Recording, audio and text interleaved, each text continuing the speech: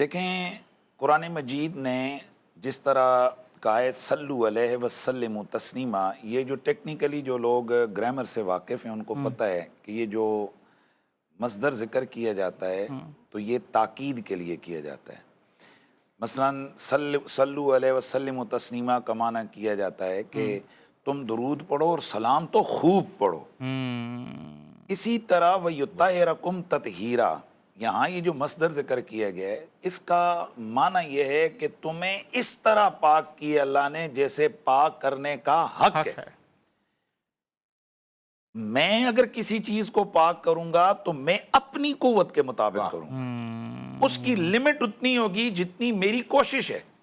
میں نے کپڑے پاک کیے، میں نے کپڑوں کو طہارت دی تو ان کی ایک لمٹ ہے، اور اتنا ہے جتنا میں کر سکتا ہوں۔ مجھ سے بھول بھی ہو سکتی ہے، شاید میں سمجھ رہا ہوں کہ یہ طیب ہیں، طاہر ہیں، جو ہے نا طہارت والے ہیں، لیکن بیچ میں حقیقت کچھ اور ہو۔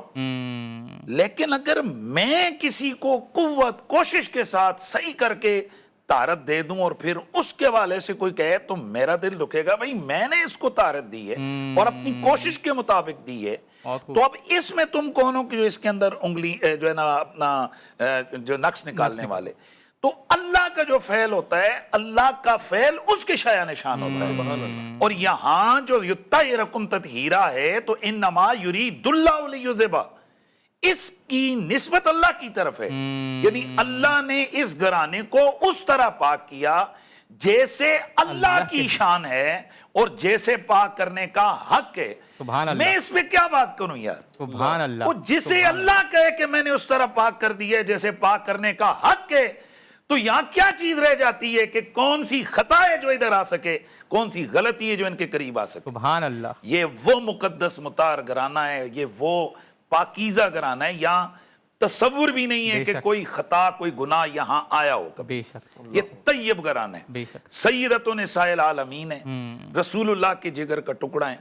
تو ان کی ذاتوں کو، یعنی ان کی ذاتوں میں اللہ تبارک و تعالیٰ نے وہ کمال عطا کیا ہے۔ اس لیے علامہ آلوسی رحمۃ اللہ تعالیٰ علیہ انہوں نے اسی کے تحت لکھا ہے، وہ فرماتے ہیں کہ اس کا مطلب یہ ہے کہ اے محمد کے گھر والو، ہم نے تمہیں اس طرح پاک کیا جیسے پاک کرنے کا حق ہے۔ کیا مطلب؟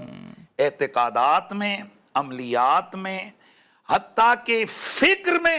کیا مطلب ہے؟ تمہاری فکر پہ بھی ہمارے پیرے ہیں، تمہارے لفظوں پہ بھی ہمارے پیرے ہیں، تمہارے کردار پر بھی ہمارے پیرے ہیں، تمہارے عمل پر بھی ہمارے پیرے ہیں۔ تو جہاں رب نے طہارت کے پیرے بٹھائے ہوں وہاں خطا کہاں سے گھسے گی؟ وہاں غلطی کہاں سے گھسے گی؟ اس لیے جسارت ہے کہ کوئی میری بیٹی کے لیے اس طرح کا جملہ کہیں زبان پہ لائے۔ سبحان اللہ۔ جسارت ہے کہ کسی سیاستدان کی بیٹی کے لیے کوئی لفظ بولے تو ڈوب کے مر جائے یہ امت، کہ جو سرکار کی اس شہزادی طیبہ کے لیے کہ جہاں فرشتوں نے بھی سر جھکانے، جہاں نبیوں نے بھی قیام کرنا ہے، جہاں ولیوں نے بھی قیامت والے دن سب نے سر جھکا کے آنکھیں بند کر کے کھڑے ہونا ہے، اور جہاں رسول اللہ جن کے ادب اور استقبال کے لیے جن کی تعظیم امت کو بتا رہے کہ یہ ہے مقام سیدہ، وہاں پر ہم یہ دماغ لڑاتے پھریں کہ جناب کیا ہو گیا اور کیا نہیں ہو گیا۔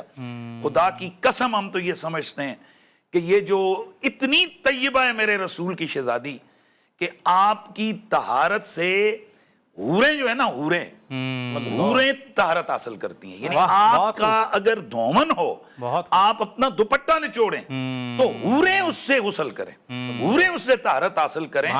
یہ مقام ہے میرے رسول اللہ کی شہزادی۔